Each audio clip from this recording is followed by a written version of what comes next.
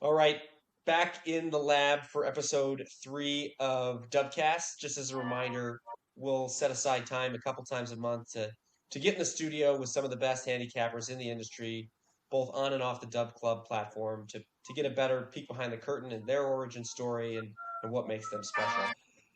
This week we've got a super special guest, the master of the NHL International Puck, the capper known to you and me as Sharp Selections. Follow him on Twitter at SharpMinds247. Sharp, it's great to have you in the studio for this interview. I know you've got a ton of followers on Twitter who are eager to kind of learn more about your style, your approach, your story, et cetera, et cetera. So maybe we start from the start and give us a bit of a peek into the origin story, how you got into handicapping and the business and creating a Twitter following based on your picks. All right. Well, first, thanks for having me on, guys. And I guess let's get the Sharp out of the way. Although I want to be Sharp, I'll go by Ryan if you're watching this. And I actually created like that Sharp Minds name like back in 2016, kind of leading into my origin story. I just kept seeing like names Sharp flying all over Twitter sphere, like, and I was just like, all right, what else is something Sharp? So I just like made this name, and it stuck or whatever. And I'm not going to change it now since they know that, but I do think it's overblown. But so I'll just say Ryan. But for now, at Twitter can keep it that way. But so yeah, going back, I guess 2016 is kind of when all this shenanigans started. I was just like going through my college years, just kind of following cappers, like kind of who I am now, and people calling me. I just kind of me and my buddies would have like $10 to our name, and we're just like, maybe we should buy this random guy's package and let's see what he does. And he would be hot for a week, and he would be terrible for most weeks, and we would just kind of just continuously do it. We love the thrill. We love to just sit there, throw back some beers, whatever. Um, Totally not doing what we should be doing, going downstairs and socializing with the ladies, but we're just sitting there just grinding out sports upstairs, sweating some action during the week and all that good stuff. And then I kind of just grew like a stronger passion for it. And I mean, my dad would always be betting dumb shit in the background, and I kind of had an idea of what he was doing. And now to this day, we still talk about games here and there. He tells me to take one side, I take the other side. We just kind of go back and forth.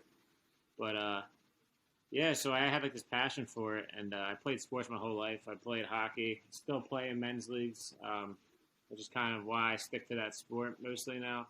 But I played baseball. I played football.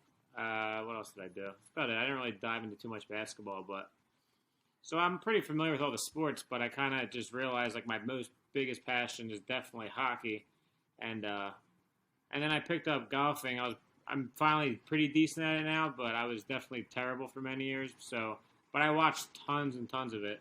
So, I think around like 2018 or 2016 actually, I just said, "Here, let me just make this account and let me just start throwing out plays." And it's funny, you can go through someone back then, and there's like no juice on any of the plays, and it's just like all these freaking pictures and emojis, and I'm just like, it's almost like going back to your old Facebook. It's like cringe, and I didn't recap anything, and like I was just kind of almost using it for myself and like my buddies who would like follow me, and we were like, "Here, you can post something today. You'll be my hot." Like, we had an idea, but we just didn't even know what the hell we were doing with it. I really didn't think it would stick. And then like after college, I kind of just still had the account, and then I was just like using it, and then I became like more involved in the NHL, and I kind of got on a little hot streak, and I started learning like the ways to post to Twitter. Like I kind of knew the followers to follow or the cappers to follow. And then I actually got a retweet for a couple of big names. I'm not going to really shout their names out just because I don't know what they want, but they're still there to this day. They're way before my time, not these new kids, but and then I took a couple of retweets, and all of a sudden I had like, it took me like a year and a half to get over the 1,000, 2,000 threshold, which is what I need a lot of people to realize. It takes a while. If you're doing it right, without asking, follow me, follow Mike, follow Tom, and I'll give you $20. I mean, they're all giving you $7. It's nice, but it's like a whole marketing. I've never done that, so I was like real slow. And then like a retweet hit me with like a 10K following, and I got like up to 5 real fast. And then like that's a good. Then I can play with 5. I'm gonna have like more than one like. So I was like, all right, this is all right. And then like it kind of just got addicting seeing that grow and people thinking like kind of trusting in you to post plays. And then now within the last few years, I take it like it's almost like a job for me. It's not full time. Potentially was what I wanted to do with it, but right now it's pretty much a lot of my focus.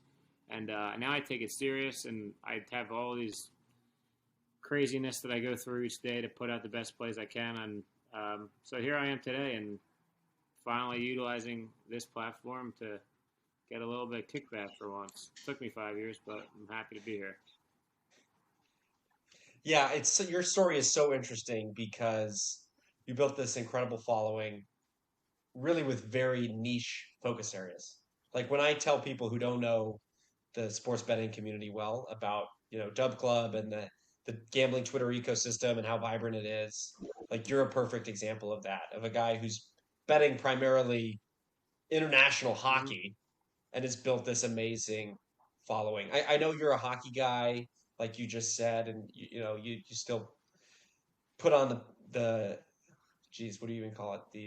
The skates every once in a blue moon. But tell us how you got interested in international hockey and kind of why that's a really interesting segment, given that very few other cappers are paying attention there, and there's really opportunities to kind of find value. So it's weird. So international hockey kind of runs. It kind of doesn't run necessarily with the NHL. So being an action junkie, I like there would be times where there is no NHL, and then you don't really know what to do. And I would start realizing there's all these other leagues. I mean, I knew other leagues. I went to high school. I was tweeting a buddy the other day. I was following this Switzerland hockey game, and the defenseman is Ryan Gunderson, and he scores and he helps one of our totals. And it's just like I'm like I went to high school. He was there before me, but he went to my high school. So like people don't realize I don't think how big international hockey is because the NHL is impossible to get into with all the foreigners and just it's just hard to get there. Just like many sports, but it's really hard in the NHL. I mean, there's the OHL. There's just the divisions of hockey are just I think way more than most other sports. I mean, baseball is pretty big too, but I think in basketball I don't know too much. I know there's across the sea. It's kind of similar, but you can be in the states and there's like 30 different divisions and you can just not make it to the top. It's hard. So people go overseas who are pretty solid. Like him, he never went in the NHL. He's 35 now. So he was there in my high school before me, but when I got to my high school, people would talk about who this guy was because we had a pretty good program. So I knew who he was, but I never actually met him. But it's just my point is that I kind of like knew about it from that, and like it's pretty important over there. I mean, the KHL is huge. I mean, KHL people don't come over to the NHL because they love staying in the KHL so much. There's probably a lot of under the table going on. I mean, it's Russia. What do you expect? But I mean, I kind of just started focusing on.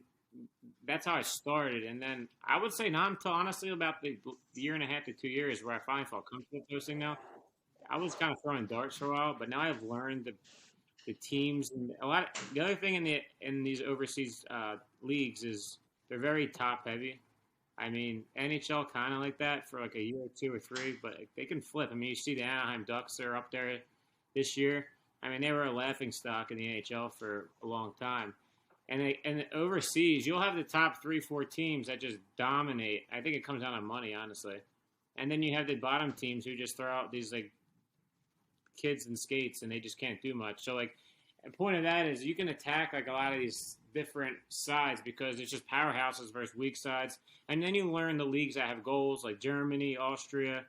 KHL is pretty sharp, but I enjoy it because it's televised now on ESPN Plus. I mean, that's another thing. It's now on ESPN Plus at times. I mean, it's a pretty popular league and it's up and coming. So that's just kind of how. And then I just started learning the teams more and learning the leagues more. And now I guess you might lead to this, so I won't hop in front of you. But why do I enjoy it also is because I think it's exploitable. I don't know how much bookmakers are really focused on Saturday morning Austria hockey game when you have college football lining up 130 games.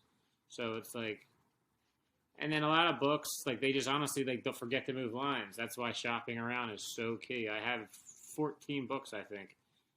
They're just a bunch of local sites, some Bovada and some DraftKings and all that, but I also have just like tons of locals, and they just like leave crap lines out there, and it's just extremely exploitable. So I hope most of my following at least can do the same and get them. But I think that's the most important. I noticed it was exploitable because I don't think people focus on it much, and that's why I kind of stuck around with it. So Yeah, maybe we double click on your comment on Germany and Austrian leagues and totals. Kind of when you're looking at a slate internationally, how are you thinking about the different niches and the different places to find value? I think your point on line shopping is very interesting, um, but very curious to hear kind of the personas of the different leagues. I know KHL is a bit sharper given all the press it's getting, et cetera, but how do you kind of view the different leagues and yeah, opportunities? so the KHL is a lot of old NHL players too. I mean, you have David Krejci's over there now playing, he's in the Czech league. But there's a lot of NHL players that are they just go over there when they're about in their mid 30s, and maybe they're not playing top lines anymore, so they want to just get time over there as a top liner overseas, and they get paid for it. And so the KHL is they're pretty talented. You have guys who've been in the NHL, other middle studs who don't want to come over, and then you have guys like Matvei Michkov. Remember that name? He's just turned 17. They're calling him the next Ovechkin. The guy is insane. But he's playing already as a 16-year-old. He's the youngest to do it. He beat Ovechkin's record. But he plays up and down with the Scott St. Petersburg program. They brought him up actually to the big boys, which is crazy. But so that's kind of what you have. You have old NHLers, or you have good, obviously great solid players. And then you have these young kids who are studs. So it's like a very deep. It's almost NHL based. It's a hard league to bet, but I've been pretty successful. And then you have these other leagues that are just. You would have Finland and Sweden are pretty strong. The way you can look at it is, I don't know if people that follow like international hockey when like the World Juniors come around, or when U.S. is playing for gold, you'll notice the same teams. It's always Russia, Canada, Finland, Sweden. Germany's finally getting better, but like the top leagues are always USA, obviously. So those leagues you can bet that they're international are kind of the same way. They have good goaltending. Finland, great goaltending. Czech, kind of the same, but decent forwards. So you have those leagues. And then you have the German league, which is this year has been a little harder, but the German league I like to call my beer league. It's just these guys just go out there and throw 70 shots aside, and there's just goals flying everywhere. I mean, sometimes you'll have a 5-game slate, and you can bet all 5, and you'll probably hit at least 3 of them for profit.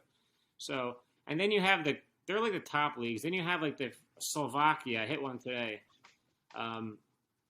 To be honest, it comes down to statistics. You have their home away splits on. I use an app called Flash Score, and you can see how they perform at home and away. You can see how they perform in their last 5 games, and then I obviously check lineups. I think that's key in international because from a starting goalie to a backup in international hockey. I mean, you can go out there and play better. I mean, it's huge. So like if guys coming off a back-to-back, you think their backups in, you check, you see it. You can just pummel the over a lot of times. It's just it's a lot of exploiting just lineups. Like at NHL, one guy out, unless you're like the top dogs, McDavid. But even then, the team's still kind of there. At international, you're missing certain goalies or stuff. You can really exploit it. And then a lot of travel too in the KHL. The last thing I think I'll say about that is like, I don't know if people realize, but the Russia is huge. It's a big country. It takes 10 hours to travel from one side to the other. And there's teams. There's actually KHL also isn't all Russia. It stands for the Continental with a K Hockey League, and it's actually not all Russia. When I first started following, I thought that's what it was. But you have a team called Jokerit Jokers, and they're from Finland. You have the Kunlun. I forget their mascot, but they're actually a Chinese team. You had the Dynamo Minsk, and they're from Belarus. I mean, they all make up the KHL. Predominantly, they are Russian, but the point is you can play on one side, and then they make them play the next day. And that's a 12-hour flight. And even Russia versus Russia sometimes, you have one on this side and one on that side. It's 8 hours. So if a team's off rest for 2 days, and you have a team coming with their backup on 9-hour travel with no rest, I mean, early start. Sometimes they start at 4 a.m. our time. And like things like that I look for, and it's very attackable. And so it does take a little work, but honestly, it's not too much of rocket science once I started learning like how crazy Russia is and just how like the teams are all over the place. Like the NHL is it's like the States, I guess, but I don't know. I don't think they're flying as nice as the other NHL players do and stuff too. So yeah, I can't imagine it's a first class ticket from Yeah, Belarus so to I don't know. People probably whatever Chinese town has the biggest hockey yeah. team. But it's super interesting, and you're definitely above my pay grade when it comes to KHL knowledge. Brings up an interesting point and a question I always have when I think about your capping style. When do you sleep?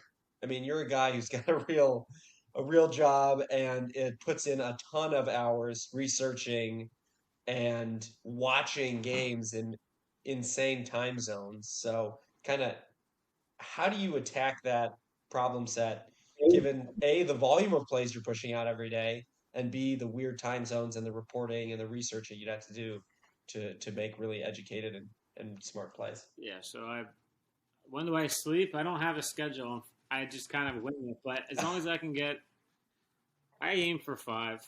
I would like more, but I get a well, the thing is, I'm usually up by 5:30 because my other job I have to get up early. I choose to get up early, so that makes me get up. So during the week I try to sleep by like 11. So but that usually doesn't really happen. But if I can get 5 to 6, I can function. And then what was the other question? How do I? Kind of budgeting your time So I mean, between watching games and doing your research, luckily for etc. me, most of the action that I like to get involved with doesn't start till about 7 a.m. Eastern. So I honestly, it's got to be tough, I think, for people who aren't in the East Coast. I mean, I try to give. If for a soccer game, I'll post it early. I don't have that on VIP yet, but if it's a soccer game early, I'll post it early. But if it's a hockey game, I like to try to wait for lineups unless I think I know or I don't really care about it. Yeah. Because I understand people have conflicts with 4 a.m. in California time. But if I can, for me, usually I don't touch anything till 7, so I'm already awake for an hour at that point, and I can see the lineups before I post. But it's unfortunate for people who maybe can't. No one actually reaches out that much. I've had it in the past a few times, like I wasn't awake, blah blah blah blah blah. But I mean, you can't appease everyone. But I try to if I know, especially if it's going to be on a VIP page, I'm going to tell people in advance. But I don't usually post anything that early. But it's more or less kind of I don't have too much of a trouble. I would say weekends are the hardest because I'm always kind of coming and going, and the slates get huge. During the week is not a problem. I think I'm more worried about people following and if they can actually adequately keep up. And I don't know. I think being in the East Coast is pretty nice. Other than the NHL games at 10:30, I don't even watch them past the second period anymore. It's just getting older. Hurts. Love it. And that's the one thing I think, given your style, the direct to phone text that a service like Dub Club offers is actually a game changer. Because if you've got a very thin margin of error between kind of plays going out and face off, I think that can be the difference between, getting the right play at the right time and having to search through Twitter and say, "Oh shit, I missed Yeah, I the mean, fucking I've play." noticed. So I think the earliest I'll post now is like maybe 20 minutes before, which I hope is enough. I know everyone can't be on their phone, but sometimes the yeah, lineups and the international hockey lineups just take forever. Golf, PGA, I can put out the night before. I do all that up front. But with hockey, it really comes down to goaltending a lot of times. People say goalies are voodoo. I say, no, you're crazy. I mean, just an example, Carter Hart is my beloved goalie for Flyers is playing out of his mind this year, and last year he was the laughing stock of the league. So it's like, how do I turn this off? So it's just like I think goalies matter a lot, and then that's kind of what I look for the most with lineups. And a lot of times international hockey, it doesn't come out till 30. But when I do post plays now for the Dub Club team, I do right underneath if I have an intention to play another one soon and kind of what time. I even tell them East Coast time, and so I am getting better. It's still a work in progress for myself, but so yeah. I mean, I try to give people a heads up if I've been playing an early play. It's the best I can do. But at the end of the day, I'm kind of at the mercy of these international teams who don't release anything till an hour before, sometimes less. Well, weirdly enough, this is just random, but Finland hockey, I don't really like betting it, but Finland hockey puts their lineups out like 3 to 4 hours before. No other league in the world. They wait till 30 minutes sometimes. But Finland hockey, they tell you the night before sometimes. It's like the weirdest thing. I think they all should do that. If there's a late scratch, then tell me that. But Why? What is the secret you guys are holding? And half the time it is the starting goalie anyway. It's like, what do you? So I don't know. But thank you, Finland, for any Finnish people out there. Great job out there, but your league's kind of tough to bet. But I like what you. Yeah, I'm gonna forward this to the Finnish Hockey League commissioner. Give them some kudos, at least their PR department. But yeah, let's transition to golf because you mentioned it. You're also kind of a sneaky, unbelievable golf capper. Uh, where do you kind of try to find value in that world? Have you already placed a future on Charlie Woods to win the Masters? How are you thinking about that side of your game as well? All right, let's get the joke out of the way first. No, I haven't. I don't even know if you can. Can you? That would be awesome. I was Maybe at one of your local I was sites. hearing You that. never know. I mean, he probably should try to play it, but they were saying stuff about he doesn't even know if he's going to have the interest. But I think that's what they all say, kind of to protect the kid. Like I don't think Tiger wants to push. I mean, that guy's Tiger's legit. saying that he had the passion at that age. He necessarily doesn't like have that same passion, but but I don't know why he wouldn't play. But so no, I haven't. Um, in terms of my PGA approach, luckily it helps to watch. I watch tons of golf, especially from working from home, which the last couple of years with COVID. Um, I purchased the PGA Tour Live package, which literally gets you a few groups on the side, and they would just walk you through their entire round. You can hear them talking all. So it's just like I always have it on. So even before live coverage comes on, I even have like this not called secret because everyone can get it if you want to buy it. But I have coverage going all the time, unless it's a stupid tournament. But I usually follow most of them. So I just kind of I know a lot of the courses, and I just know most importantly I know the players. I can rattle off 100+ golfers to you right now, probably no problem. I'm not going to save everyone the time, but so I just know the names and a lot of things about golf, which I guess is a lot of sports, but especially in golf, it comes down to form. I mean, for anyone that does play themselves, you know you can go out one day and shoot 100, and the next day you can shoot 84. One day you could think you're going to shoot well and you're terrible, and vice versa. It's just such a feel sport, and if you're in the right mode, you can go low, and if you're not, you know you're going to have the horrors on the tee, and you're over the putts, and you're going to shank everything, and it's just kind of like so. A lot of these players are streaky for months, and you kind of can ride them when you get soft head-to-head matchups on tournaments. And then I use a couple sites like Fantasy National, which actually breaks down the players by their driving accuracy, their approach, their putting on each surface, Bermuda, POA, Bentgrass, when you name it. They just have everything, and I kind of can utilize their sites. But then I also use just a simple PGA Tour.com. I don't want to give away my recipe, but I break down. I essentially look into the course, and I figure out by using other people. There's a lot of golf Twitter out there as well, and there's a few guys I follow who actually break down the course for you.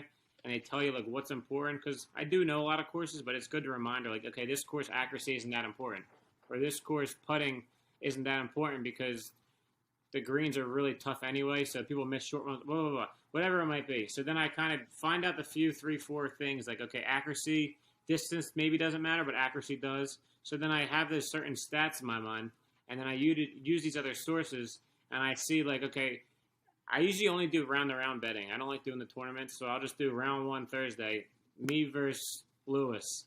And I'll look up how accurate I've been the last month or in general for the year, and how accurate you've been. And I'll kind of go through all those stats. And then I'll also look at kind of, believe it or not, people play better on round one versus round two or round three. Maybe it's the pressure. You notice a lot of leaderboards after Thursday are a lot of no names sometimes up front. But by the time you come Sunday, it's kind of all the cream rises to the top. So a lot of weird stuff happens on Thursday. So that's why I think there's actually a science behind it where I think people get nervous. So I do look at round by round, like people are better in round one. And maybe this guy is exceptionally better. He's the third best on tour on Thursday round scoring, while this guy is last. And he's also terrible accuracy. He's just a good putter. And this guy's amazing accuracy. So like right there, two glaring sides of go for Ryan or go whatever. So it's like kind of stuff like that, and it takes like an hour at least, but I kind of go through the 20 matchups I'm offered, and I just kind of just dig through it that way, and I come out with about 3 to 5. And if there's a lot of outliers, like I kind of was getting at, I'll maybe make it like a 2-minute play or whatever. So I actually just enjoy looking into golf because it's kind of like, I don't know. I love the sport too. So I don't want to I kind of gave out some hints, but and I've been the one the one inaccuracy in that hypothetical was if it was Ryan versus Lewis, I would have no attributes that were stronger from a golf perspective. But beyond that, I think that's super interesting, kind of the specifics of the course and the game, and then superimposing kind of your knowledge of the actual golfers is a really powerful combo. Mhm. You seem to have made it something of a science. Obviously, nothing's a sure thing, but very, very impressed with your golf capping Sorry, I was game. getting Maybe kind of. Sorry, go my ahead. charger. I had to plug it in. We're good. Oh, no worries. Maybe to wrap things up, we just kind of give you the mic. You've been very generous with your perspective and your point of view on all things capping and hockey and golf and all that good stuff. Maybe you spend 30 seconds a minute talking about what a potential subscriber on Dub Club could expect from you and kind of how you're delivering value with this service and kind of moving from Twitter ecosystem to Twitter plus Dub Club and what that means for your followers. All right. Well, first, I think you can get a dedicated individual like myself. I live and breathe sports. I think I kind of demonstrated that so far in this little podcast here. Like I don't need sleep. Not saying it's a good thing, but I'm just eager. Honestly, sometimes I'm just ready for the next day's slate. I'm like ready to get up and kind of just attack these matchups and attack whatever sport it is. And I've learned a ton over the year. I think one thing going for me is my following is pretty large, and I have, and then they're all genuine. You can use whatever audit service you want. I was actually meaning to do that, but and then I have 5 years, it's almost 6 years now of experience on Twitter. So you have someone who, if I was some type of scam artist, I don't think I'd be here anymore. And you probably won't really find much bad stuff about me on here, other than the trolls who are just mad about everything in life. So it's like I just have a good reputation. I think I'm friendly with a lot of people. I mean, you'll notice a lot of these big accounts that you probably follow over 50, 40, 50, 60,000, even some Barstool accounts that they're following me. I don't know why, but I think again that shows like I have a good good reputation. I don't think I'm scamming anyone. When I tweet like how I would talk to you in person. I think I'm friendly. I try to throw jokes out there. I try to keep things light, but at the same time I keep it serious. And I've learned how important transparency is, and that's when I've created these sheets. And I'm looking into definitely getting another third type of party tracking, which I know you guys are looking into, because I know technically I am tracking, but I guess I could do anything I want with that tracking sheet, because it's me. So I guess people would probably want more. But I'm just going to give you my all. We're going to win way more than we lose. We're not going to win every week, every month, even every year, honestly, probably. But you're not going to have many losing years, that's for sure. But so yeah, I just think I'm realistic, I'm relatable, and I'm willing to win with everyone. And I hope most people want to take that leap with me, and let's stop paying out on Sundays and get paid on Mondays. I love it. I love it. And I think your authenticity is kind of what sets you apart as a capper, and it comes through in this interview and your unique approach and not trying to one last be the loudest guy in the one room last is really thing is appreciated by your followers. you'll never see me. Not that anything's wrong with it, but I haven't ever, unless a couple people here and there. But I get DMs all the time. $20 if you retweet this, and I just straight up say no. I don't need your $20, and that's how a lot of these accounts grow these days. That's what you need to watch. That's why when I say 2016, I've gone through years without 1,000 following. Like I've grown genuine, and I don't do collabs or anything. Again, nothing necessarily wrong with them, but I just stick to myself, and I don't ask for retweets or anything. I just kind of do my thing. I don't market. You win, you're gonna get a following, and that's what the 15K has shown up. So that's about all I have to say. I don't want to drag this on. Go on and on. Love it. Well, this is a great interview. I know everyone listening, I'm sure, has enjoyed hearing a bit about the secret sauce without giving away too much. But I sure as hell enjoyed the interview and looking forward to more great plays in leagues I've never heard of, but always fun to kick it and chop it up. You don't have to like it to bet it. I love it.